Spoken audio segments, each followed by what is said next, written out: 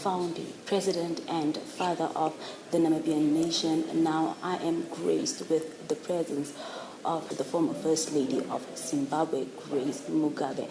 Now she will be taking us through the journey she shared with the late president, and also as she made her way here to the private residence, we witnessed that she signed the book of condolence, and also it was lovely there to see how she hugged our former First Lady, Nujoma, and also shared a really special moment with her. Thank you so much for joining us, and welcome to Namibia. Thank you. Yes. Can you please take us through how you met the founding president, and how was it like? It was quite interesting, and the first thing I would want to say that we received the news of the passing on of the later founding father of Namibia and president with a great sense of sadness. President Nujoma, actually, the first encounter I had with him was when he was still in the struggle fighting for the independence of Namibia. He used to visit my husband a lot in Zimbabwe, and at that time I was actually still working in the office, so I had the opportunity to cover the meetings when he came. So I knew him, at that time, and the way he presented issues regarding Namibia was intriguing, because he was very passionate about his country, and he really wanted Namibia to be free. And so he frequently came to meet my husband and discuss whatever, especially when there were issues that we discussed at the United Nations. He would come and brief my husband, and sometimes he agreed, and sometimes, of course, he didn't agree with what was being discussed at the UN. But I could see that he was one person who was selfless and carried himself with a great humility. He was a very humble man who wanted Namibia to be free at that time. And, he came to my husband because we actually had also gone through the struggle for independence. So he wanted actually to know exactly what would happen. Of course, cases would be different from country to country, but he knew that he would actually get a cue from President Mugabe, since he had gone through, the trenches also to liberate Zimbabwe.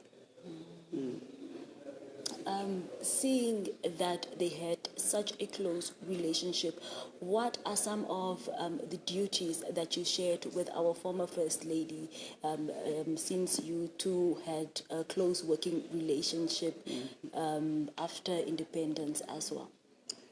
Mama, she was much older than I. And each time we sat, whether we were having meetings with other First Ladies, she was also such a humble woman who imparted, very good principles, to us. She would advise, and in a very humble way, and we learned a lot from Mama. And as I said, some of the things that she advised us actually helped us a lot to be who we are today. Imagine somebody who had a husband fighting for, the independence, being in the trenches, and she was all by herself with the children. So, we learned a lot because we could see the endurance in Mama. And I'm sure that's why God kept both of them to this day. And Mom, she's still very sound. She's still in control of her faculties, despite what they went through during the struggle. So Mama was such a pillar of support, and we learned a lot from her.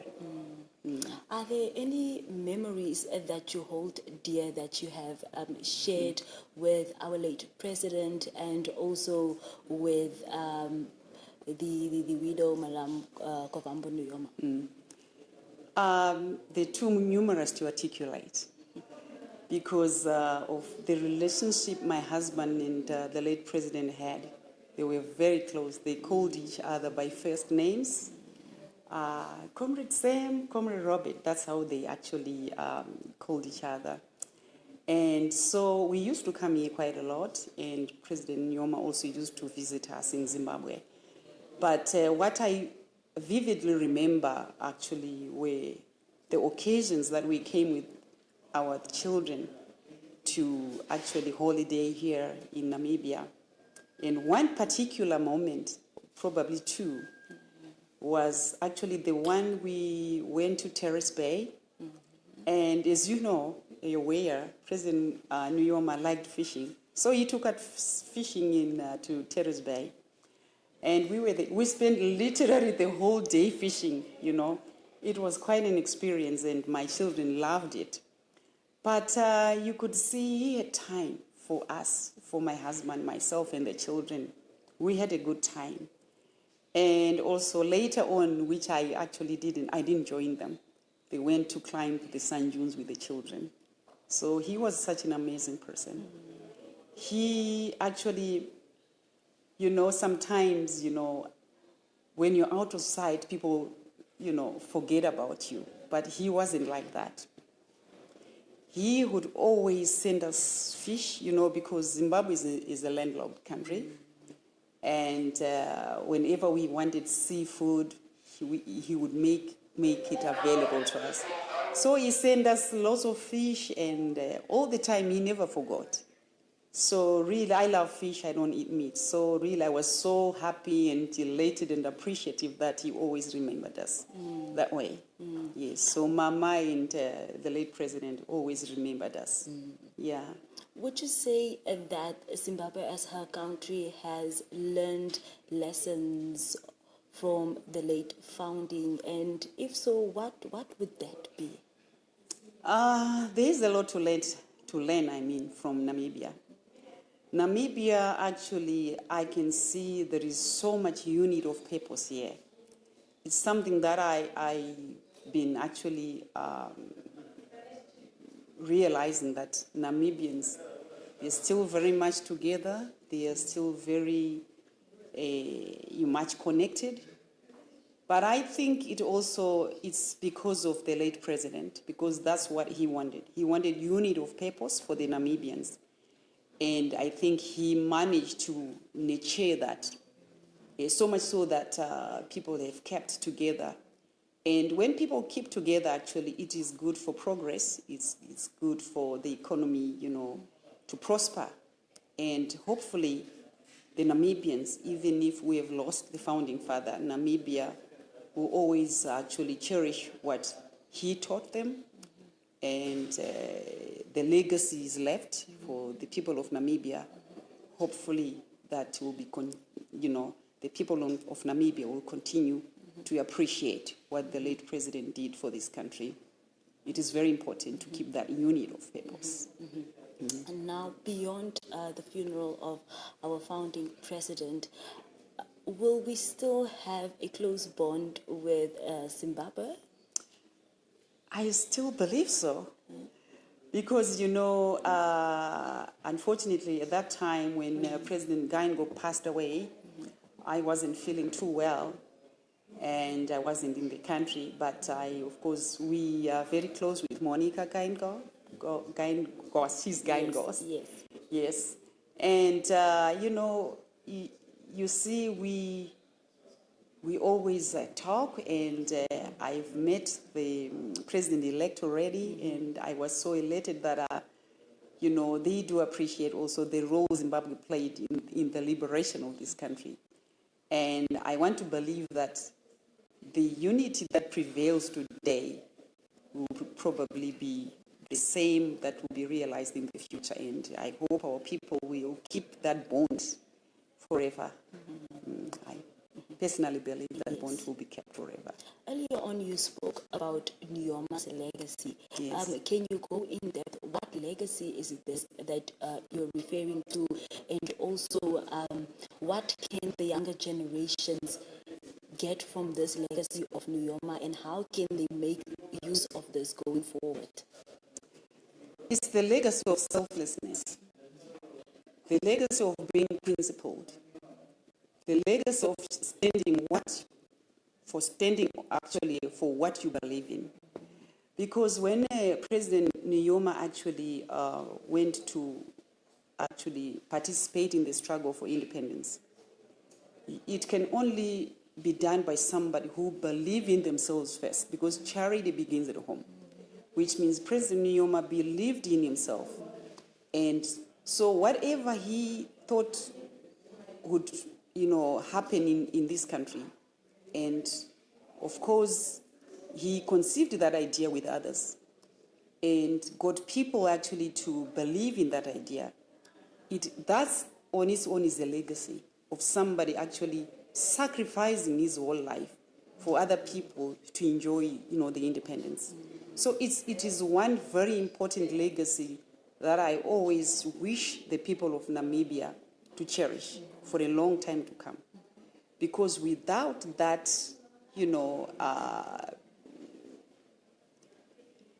just that thinking that others suffered for what we are enjoying this today, if the youth or the people forget, I don't think it will be good for the future growth of this country.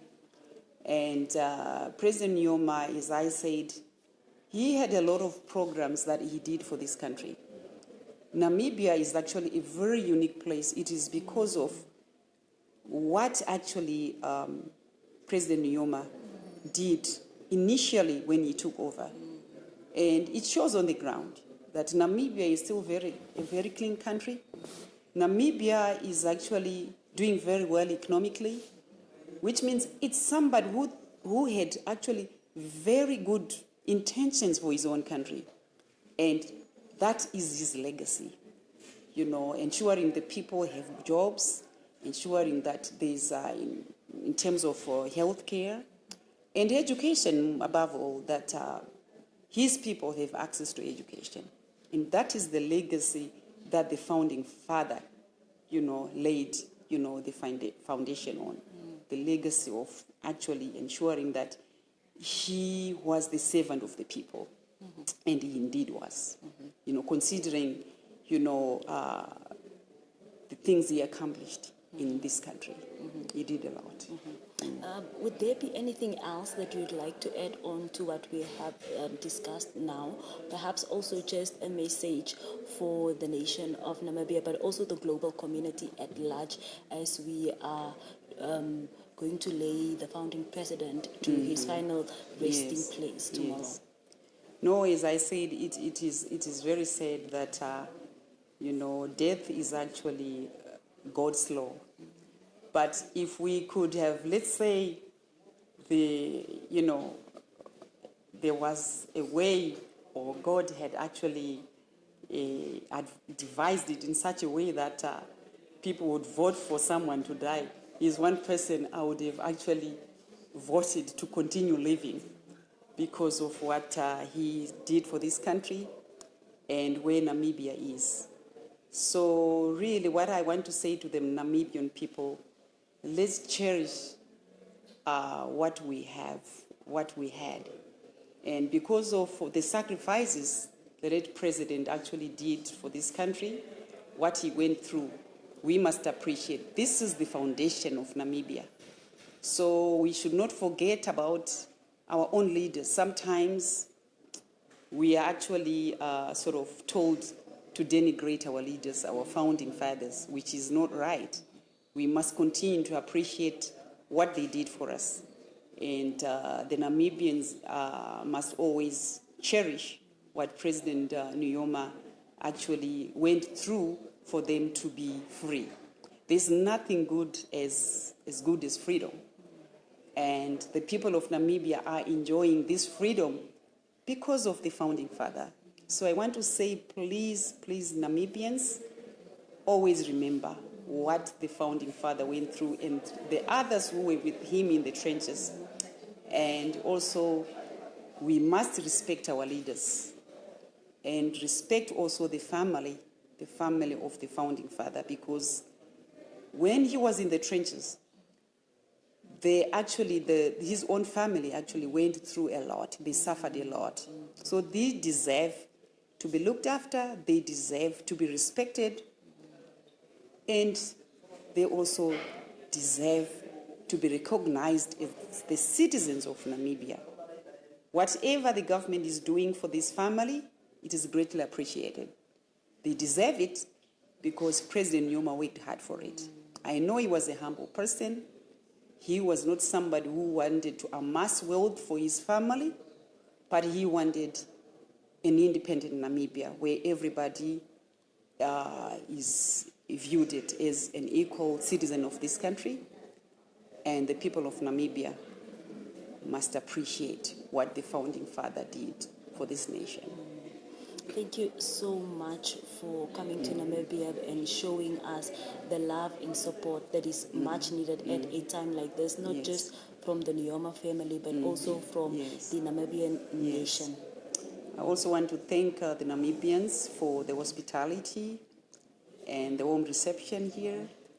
And this is typical of what the founding father actually wanted, for the visitors to be received in this manner.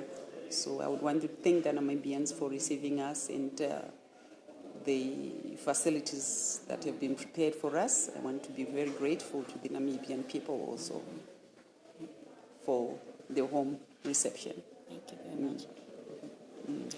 That was former First Lady of Zimbabwe, Grace Mugabe, who came to the private residence of the late Dr. Sam Nujoma on the outskirts of Windhoek. We witnessed that she signed the book of condolence, and also when she went to Madam Kobambo Nujoma, our First Lady, pardon me. And of course, it was a magical moment for those of us that stood and watched as they hugged it out, and as the former First Lady of Zimbabwe gave a message of condolence to her.